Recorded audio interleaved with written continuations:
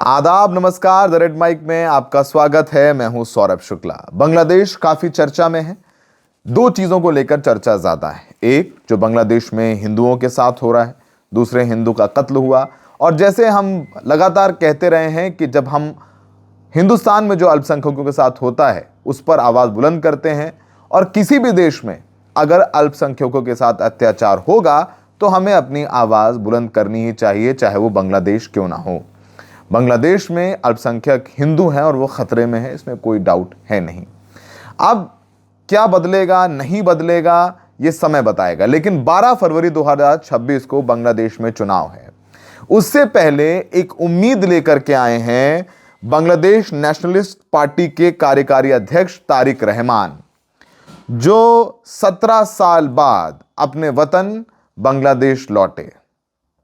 ढाका जब वो पहुंचे तो उन्हें रिसीव करने या उनका दीदार करने, स्वागत करने लाखों लोग इकट्ठा हुए, और एक रोड शो भी हुआ जिसमें ढाका में कहीं पर पैर रखने की भी जगह नहीं थी। तारिक ने एक बयान भी दिया और जिसमें वो मिलजुल कर रहने की बात कर रहे हैं, हिंदू मुस्लिम एकता की बात कर रहे हैं, जिसकी सबसे ज्यादा जरूरत है। तारिक रहमान ने ढाका में एक रैली को संबोधित करते हुए कहा कि अगर अल्लाह ने चाहा तो हम लोग मिलकर मेहनत करके हमारी उम्मीदों का बांग्लादेश बना सकेंगे। आने वाले दिनों में जो भी देश के नेतृत्व के लिए आगे आएगा, हम सभी उसके नेतृत्व में उस नए नेता के दिखाए रास्ते पर मिलकर विकास के लिए काम करेंगे। उन्होंने कहा कि मेरे पास देश के लोगों के लिए और देश के लिए, देश के विकास के लिए, लोगों का भाग्य बदलने के लिए एक प्लान है। उन्होंने एक प्लान का जिक्र किया।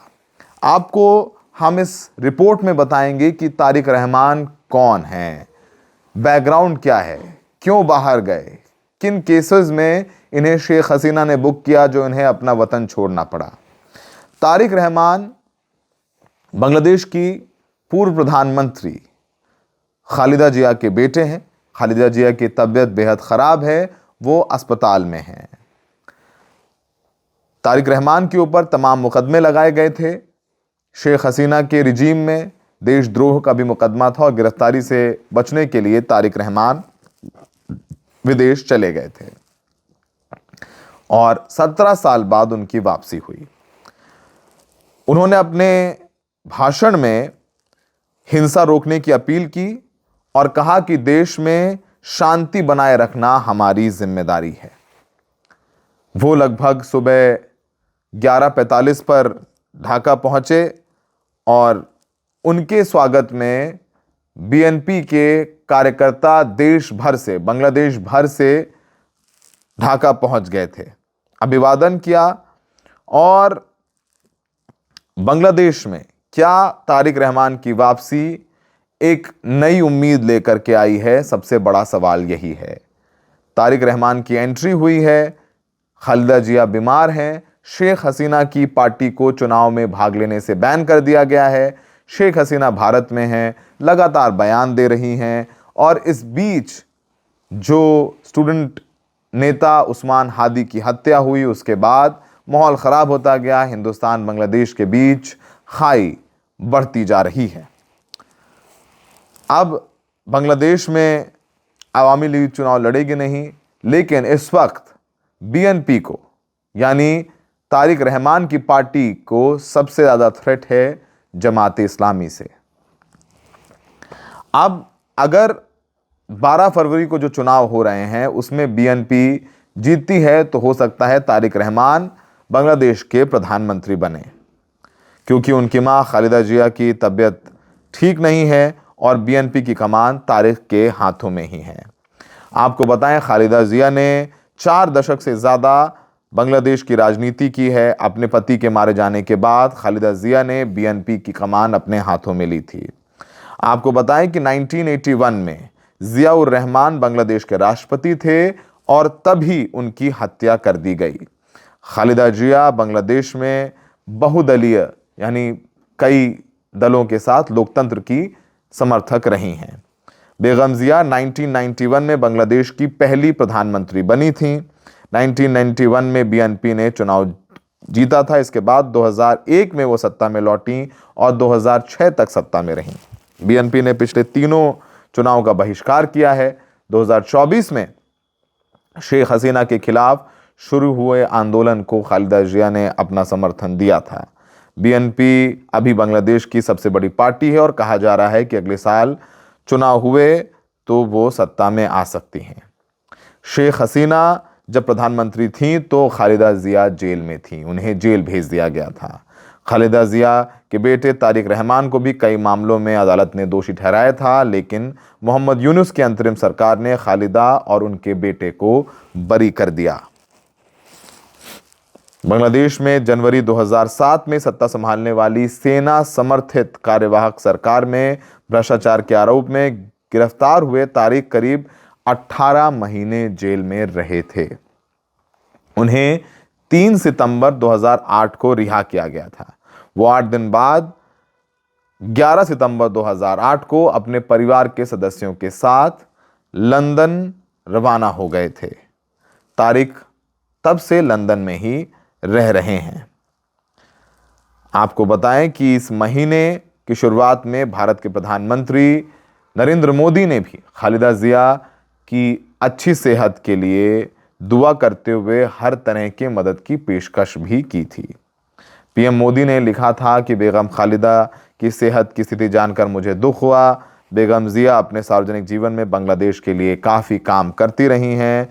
उनके लिए दुआ करता हूं और भारत इस मामले में जो भी करेगा वो करने की पूरी कोशिश करेगा। भारत और बीएनपी के बीच रिश्ते अच्छे नहीं रहे क्योंकि भारत और शेख हसीना के बीच रिश्ते बहुत ही ज़्यादा अच्छे रहे हैं।